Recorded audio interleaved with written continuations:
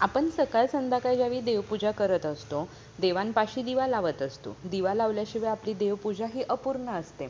आणि जेव्हा याच दिव्यामध्ये आपण जी वात लावतो, ती वात अर्धवट जळलेली असेल तर आपण ती फेकून देतो. इकडे तिकडे फेकणं, बकेटमध्ये फेकणं किंवा कुठेही कचऱ्यामध्ये नेऊन फेकणं ही खूप म्हणजे खूप चुकीची गोष्ट आहे. दिवा हा आपण नियमांनी लावतो आणि दिवा लावल्यानंतर जर वात तुम्ही अशी कशीही फेकून देत असाल तर त्या दिव्याचं लावण्याचं जे महत्त्व आहे किंवा त्याचं जे पुण्यफळ तुम्हाला मिळणार आहे ते मिळत नाही. शुभम करोती कल्याणं ही प्रार्थना जेव्हा आपण म्हणतो त्यामध्ये एक ओळ आहे. आपल्याला दिवा अशा प्रकारे तेवत ठेवायचा आहे, अशा प्रकारे त्याच्यामध्ये तेल किंवा तूप ओतायचं आहे की निदान तो रात्रभर तरी चालला पाहिजे.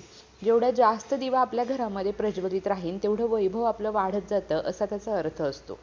त्यामुळे दिवा लावत असताना जशी आपण काळजी घेतो तसं दिव्याच्या वातीबद्दल पण आपल्याला काळजी घ्यायची आहे. ती इकडे तिकडे फेकून न देता त्याची आपल्याला कशा प्रकारे विल्हेवाट लावायची आहे आणि त्यातून होणारे फायदे काय आहेत हे आज आपण या व्हिडिओमध्ये जाणून घेणार आहोत.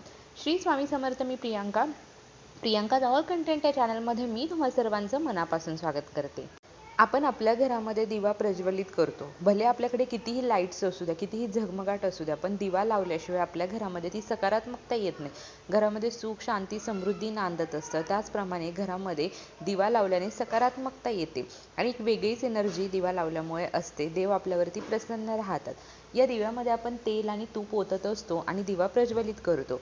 मग आपली काय होते, निम्मी वात जळते, निम्मी वात तशीच राहते. ती तुम्ही परत प्रज्वलित केली तर अतिशय उत्तम. पण काही वेळ काय होतं की वात अगदी कमी होते, मग ती तेलातही पुरेनाशी होते. मग आपण ती वात काढून फेकून देतो आणि त्याचे दुष्परिणाम आपल्याला भोगावे लागतात. असं न करता तुम्हाला काय करायचं आहे ते मी आता सांगणार आहे. ही वात तुम्ही कचरापेटीमध्ये न टाकता तुम्ही निर्माल्यामध्ये टाकू शकता. आपण देवपूजा केलेली फुले वगैरे असतात ती एका कॅरीबॅगमध्ये निर्माल्य म्हणून साठवून ठेवतो आणि मग कधीतरी त्याची विल्हेवाट लावतो किंवा काही ठिकाणी बघा त्याची व्यवस्था केलेली असते त्या ठिकाणी आपण ते निर्माल्य नेऊन टाकतो. त्याप्रमाणे तुम्ही करू शकता. कचरापेटी कचरा गाडी वगैरे येते त्याच्यामध्ये टाकू नका, कारण त्याच्यामध्ये खूप प्रकारचा कचरा असतो. मासिक धर्माचे पॅड्स वगैरे असतात, महिलांचे नॉनव्हेजचे काही पदार्थ असतात आणि अशा गोष्टींमध्ये आपण देवाच्या काही वस्तू टाकणं चुकीचं आहे. त्यामुळे निर्माल्यामध्ये तुम्ही ते सेपरेट ठेवा आणि त्याच्यानंतर मग तुमच्या इथे कुठे निर्माल्याची विल्हेवाट केली जाते त्या ठिकाणी तुम्ही ते टाकू शकता. किंवा मग ही वात तुम्ही तुमच्या घराच्या आजूबाजूला असणाऱ्या मातीमध्ये पुरू शकता की जेणेकरून त्याचं खत तयार होईल. किंवा मग ते मातीमध्ये फक्त तुम्हाला खड्डा खोदून वात पुरून द्यायची आहे. किंवा मग आंबा असेल, वड असेल, पिंपळ असेल, ही अशी जी शुभ झाडं आहेत ना, ज्याला आपण शुभ मानतो, अशा झाडांच्या बुडाशी सुद्धा तुम्ही ते त्या ठिकाणी ते तुम्ही वात ठेवून येऊ शकता. दिवा लावताना नेहमी एक गोष्ट लक्षात ठेवा, तुम्ही दिवा लावल्यानंतर तो दिवा कधीही फुंकर मारून तुम्हाला विझवायचा नाहीये. भले तुम्ही थोड्या वेळासाठी लावणार असाल तर तेवढंच तेल तुम्ही त्याच्यामध्ये टाका की जेवढ्या वेळासाठी तुम्हाला ते दिवा प्रज्वलित करायचा आहे.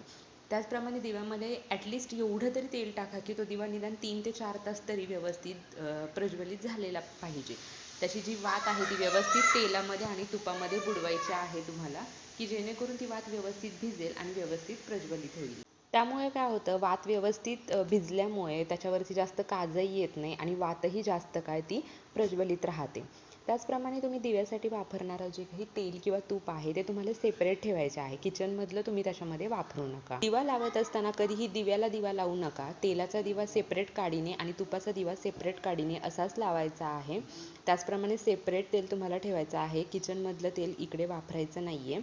दिव्याची जी वात आहे ती अगदी कमी प्रमाणात ठेवा. जास्त प्रमाणात ठेवल्यामुळे त्याच्यावरती काजही येते आणि ते पटकन दिवा विझला जातो आणि वातही पटापट ती प्रज्वलित होऊन संपून जाते.